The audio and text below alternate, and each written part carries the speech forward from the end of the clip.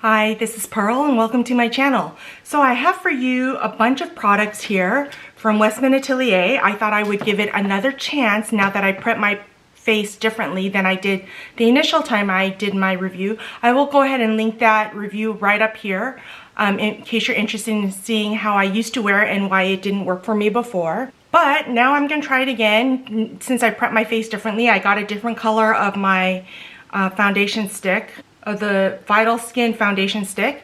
So if you're interested in seeing how this wears, then please keep on watching. Okay, first I prep my lips with this lip treatment from Tatcha, and it's like the gold one. Love this thing. But it's called the Balm Essence Lip Treatment. Then I'm gonna go into my Tarte Smoothing Primer, Timeless Smoothing Primer, and I like to take a little bit of this and put this into my pores.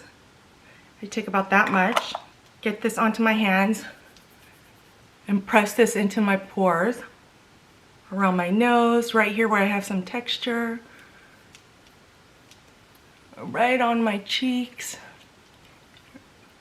And I notice this really helps minimize the look of my textures more than any other primer. Then I like to use my Farsali liquid primer. This helps control the oils. Shake that up, take a few drops of this, and put that onto where I have areas of oiliness, especially my T-zone, but also on the outer perimeter because I am oily AF. And then I'm gonna let that set a minute. I'm gonna take my Becca Anti-Fatigue Under Eye Primer, and I'll just take a little bit of this and smooth that under my eyes. This really helps the look of crepiness under my eyes when I put concealer on. Then let's go in with this Vital Skin foundation stick. I have mine in the color 6 this time. This is what the color looks like. I think it's gonna be a great match for me. And this is a beautiful magnetic case, and it says Westman Atelier embossed in there. I don't know if you can see that right there. So let's go ahead and try this on. I'm just gonna put a few stripes like that. And I'm taking my Wayne Goss 01 brush and I'm gonna kind of blend that into my skin.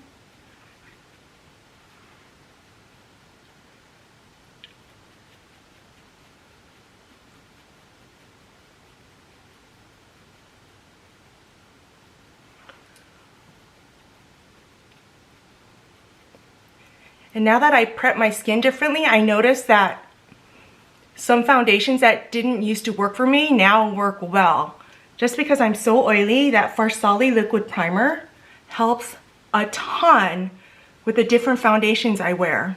Okay, this is a little bit deep for me, but hopefully by this summer it'll be perfect. So that's with one light layer. Not bad, right? So I'm gonna take a little bit more and put it on my areas of hyperpigmentation. I'm also gonna take a little brush. This is my Rare Beauty brush, and I'm gonna take a little bit of that and put that under my eyes as my concealer. And just stipple that in.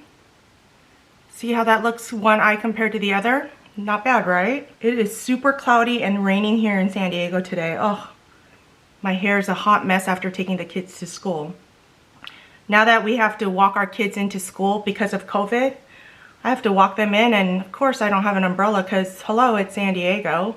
Let me stipple a little bit of that onto my nose. And I'm going back in with my foundation brush, and I'm gonna stipple this into my areas of hyperpigmentation.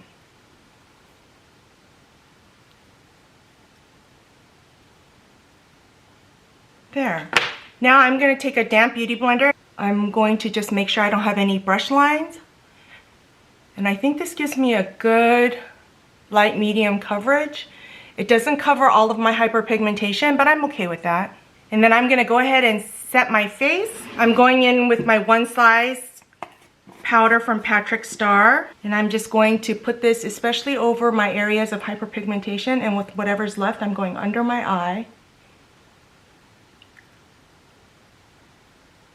And I'm not baking as much as really setting that foundation down, especially where I have pores. It helps really diminish the look of my pores. Okay, let's take a closer look. I think that looks really good.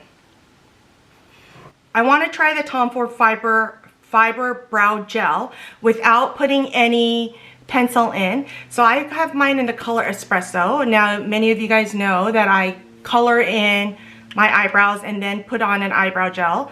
But Michelle Wong talks about this one so much that I wanted to try it, and I want to see how it wears by itself.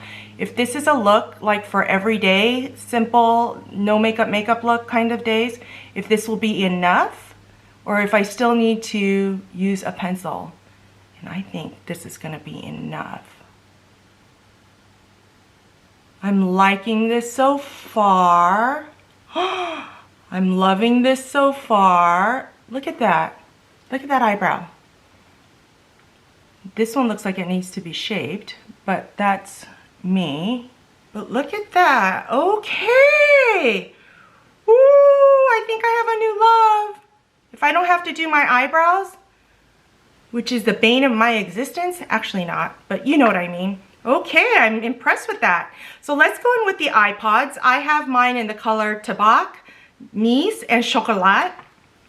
And so these are great because they're all magnetized together like this, and I've used these before as a single one and done eyeshadows.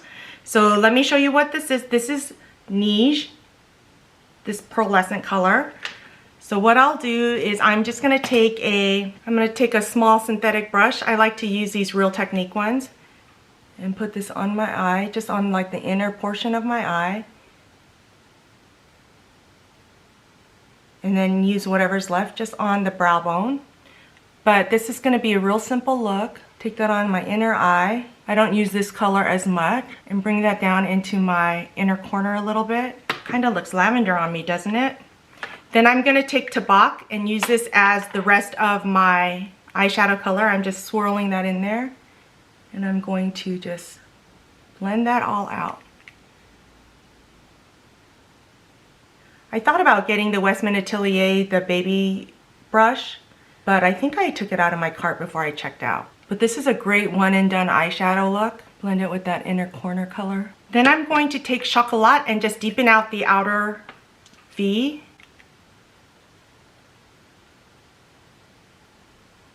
And bring it in just a tad.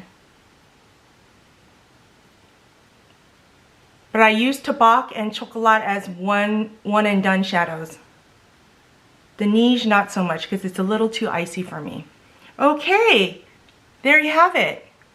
Easy one and done.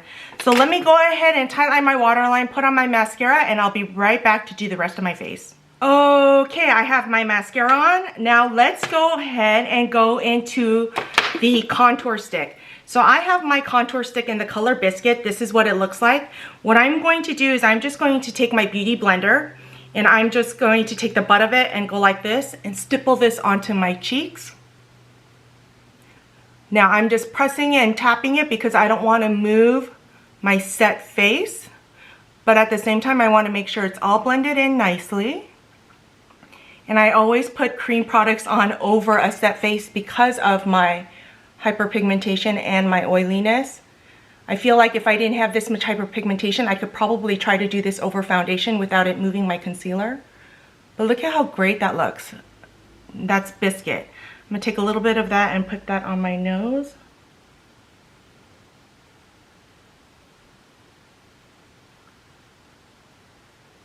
And then take my blender, go like that.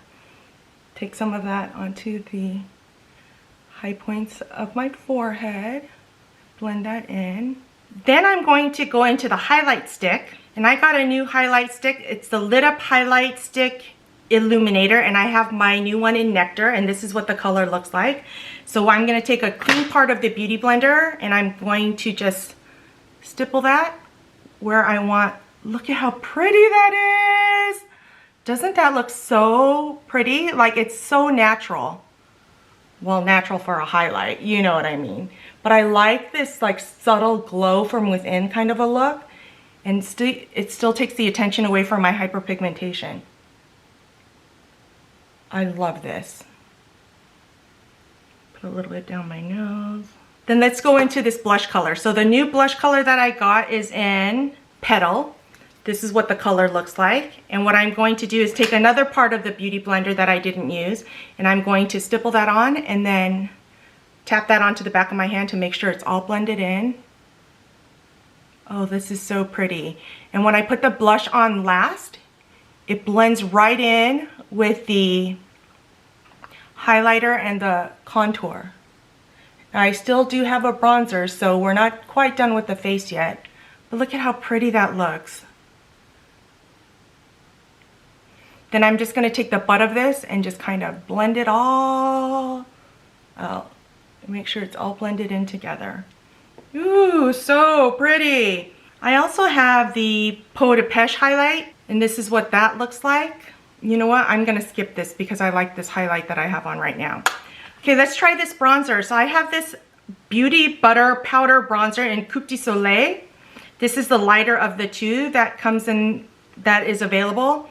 And let's go ahead and swatch this. Isn't that pretty? So I'm going to take a bronzer. I'm just going to take this brush right here, pat that on, and I'm going to pat that right where my bronzer is supposed to be. That's pretty, right?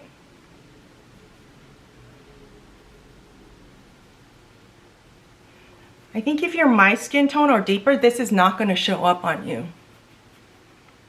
But I think it's pretty. And then let me take a little brush and I'm going to just deepen out my nose contour a little bit.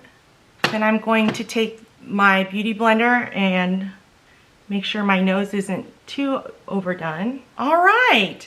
Then the last two products I got, and this has just arrived, is from the Westman Atelier Squeaky Clean Liquid Lip Balm. I got mine in two colors, in Garconi and Nana. So let's open these up. These are brand new. They come in this little Westman Atelier linen sleeve, as all her products come in some kind of a duster. Let's see if I can open this up. And you know I love me a lip balm. So I got two of them. This one is in the color Nana. Comes like this. There's that color. So let's swatch Nana right here. So that one's Nana. Let's try that on. It's kind of got like a clean lemony scent, I want to say. But it feels so good and hydrating. Ooh, I like that. So that one is in Nana. Okay, I think this is Garconi. And it has the Westman Atelier. I don't know if you can see that with my wet hands. It's got Westman Atelier written right there. And then right here it shows the color of the lip balm. See the differences in the two?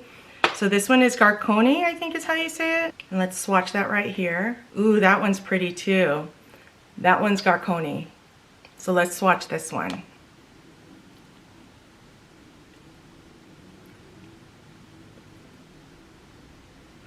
Okay, not gonna lie.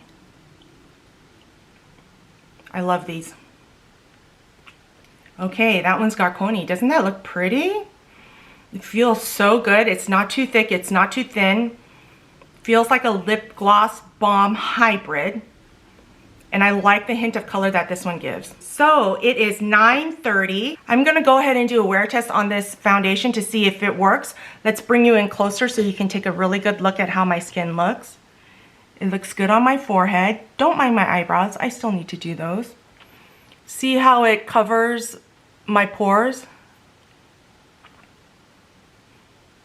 It looks like something lifted a little bit right there, so we'll keep an eye on that. But otherwise, I think it looks pretty good.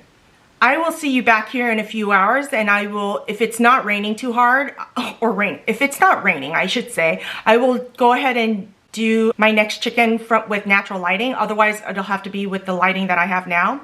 Okay, I'll see you in a little bit. All right, it's 1:30 in the afternoon. I've been wearing this Westman Atelier for 4 hours.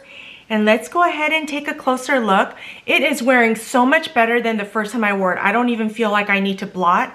It did come off a little bit right here, but my eyes have been running, so I've been putting my, rubbing under my eyes right there.